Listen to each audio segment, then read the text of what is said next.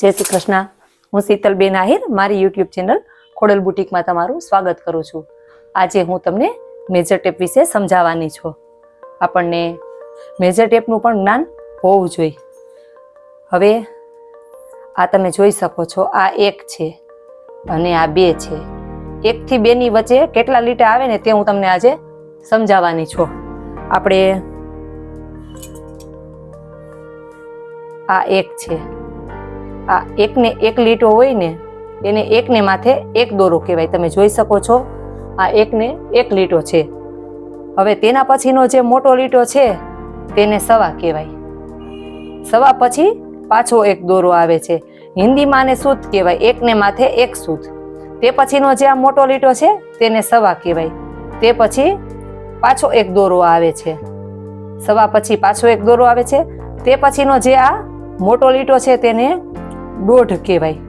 દોઢ પછી પાછો 1 દોરો આવે છે। તે પછીનો જે આ મોટો લીટો છે તેને પોણા 2 કહેવાય।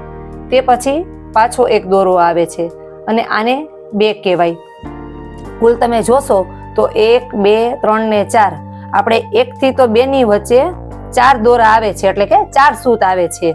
આ 1 આ 2 આ 3 ને આ 4। હવે હું તમને 7 8 સુધી સમજાવું છું। તમે જોજો, પછી હું તમને લખીને પણ સમજાવીશ। આ 2 પછી પાછો 1 દોરો આવે છે, આને સવા 2 કહેવાય। સવા 2 પછી પાછો 1 દોરો આવે છે, આને અઢી કહેવાય।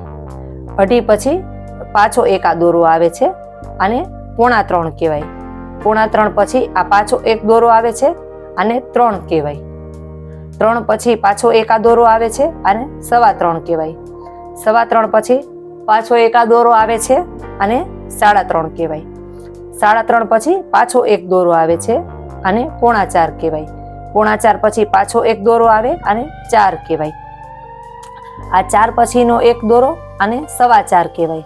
સવા 4 પછી 1 દોરો, તે પછી આ મોટો લીટો છે તેને સાડા 4 કહેવાય। સાડા 4 પછી પાછો 1 દોરો આવે છે, તેને પોણા 5 કહેવાય। પોણા 5 પછી પાછો 1 દોરો, આને 5 કહેવાય। હવે હું તમને એમ સમજાવું છું। 5 થી પછી જે ડાયરેક્ટ મોટો લીટો આવે ને એને સવા 5 કહેવાય અને 5 થી 6 ની વચ્ચે જે આ મોટો લીટો છે તેને સાડા 5 કહેવાય। પછી 5 સવા 5 સાડા 5 પોણા 6 અને 6। પાછું અહીંયાથી આ 6 છે તે પછી પાછો મેં તમને કીધું એમ 1 દોરો આવે છે, આ 6 છે। તે પછીનો જે આ મોટો લીટો આવે તેને સવા 6 કહેવાય અને જે વચ્ચેનો મોટો લીટો છે તેને સાડા 6 કહેવાય। સાડા 6 પછી જે આ લીટો છે તેને પોણા 7 કહેવાય અને પોણા 7 પછી આ જે છે તેને 7 કહેવાય। 7 પછી જે આ લીટો છે તેને સવા 7 કહેવાય અને 7 થી 8 ની વચ્ચે જે આ મોટો લીટો છે તેને સાડા 7 કહેવાય। સાડા 7 પછી જે આ લીટો છે તેને પોણા 8 કહેવાય અને આને 8 કહેવાય। હવે આ સમજાવ્યું। હવે હું તમને કે સવા 1 લખવું હોય તો કેવી રીતના લખાય, પોણો 1 લખવું હોય તો કેવી રીતના લખાય, પછી દોઢ લખવું હોય તો કેવી રીતના લખાય તે હું તમને સમજાવું છું આજે। હવે તમને આ સમજાવું છું।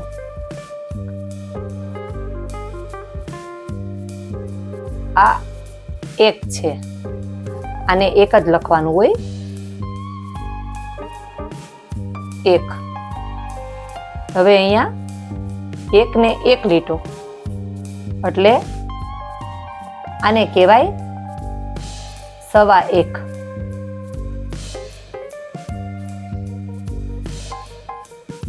આ 1 ને 2 લીટા આને કહેવાય દોઢ। 1 2 ને આ 3 લીટા, 1 ને 3 લીટા એટલે આને કહેવાય પોણા 2। આ 2, આ 2 ને 1 લીટો એટલે સવા 2। આ 2 ને 2 લીટા અઢી।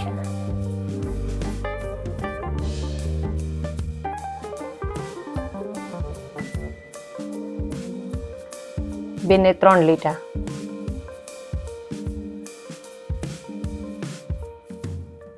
2.25,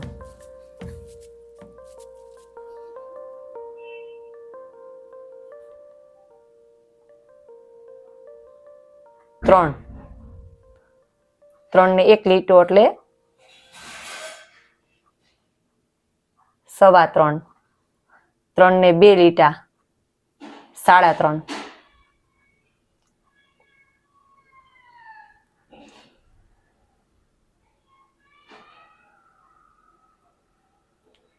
3 ને 3 લીટા એટલે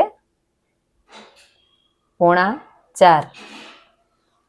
હવે મેં તમને આ આપણે 1 છે,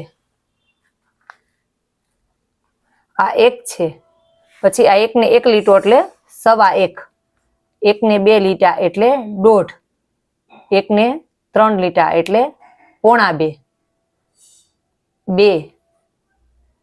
2 ને 1 લીટો એટલે 2.25, 2 ને 2 લીટા એટલે 2.5, 2 ને 3 લીટા એટલે 2.25, આ 3 ને 1 લીટો એટલે 3.25, 3 ને 2 લીટા એટલે 3.5, 3 ને 3 લીટા એટલે 4.25. તમારે જો આનો સ્ક્રીનશોટ લેવો હોય તો સ્ક્રીનશોટ પણ લઈ લેજો. આ રીતના મેં તમને સમજાવ્યું છે. હજી થોડુંક આગળ સમજાવું છું.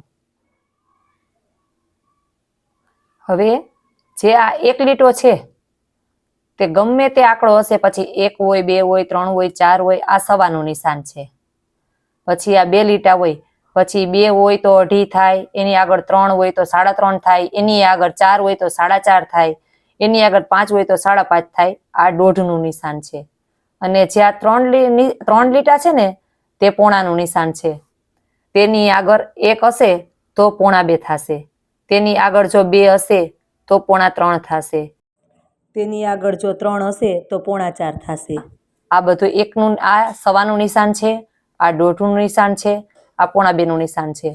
જેમ મેં તમને આમાં સમજાવ્યું ને એ જ રીતના કે 1 ને 1 લીટો એટલે 1.25, 1 ને 2 લીટા એટલે 1.5, 1 ને 3 લીટા એટલે 2.25, પછી આ 2. આવી જ રીતના મેં તમને આજે મેજર ટેપ વિશે સમજાવ્યું છે. જો તમને તોય ન સમજાતું હોય તો હજી મને કમેન્ટ બોક્સમાં જણાવજો. આ તમે જોઈ શકો છો, આપણે બધું તમને મેજર ટેપથી આમ બધું વ્યવસ્થિત, કે મેજર ટેપમાં કેટલા આંકડા હોય, કેની વચ્ચે કેટલા આંકડા આવે તે મેં તમને વ્યવસ્થિત સમજાવ્યું છે. જો તમને મારો વિડીયો ગમ્યો હોય તો લાઈક કરજો, શેર કરજો, સબસ્ક્રાઇબ કરજો. ધન્યવાદ.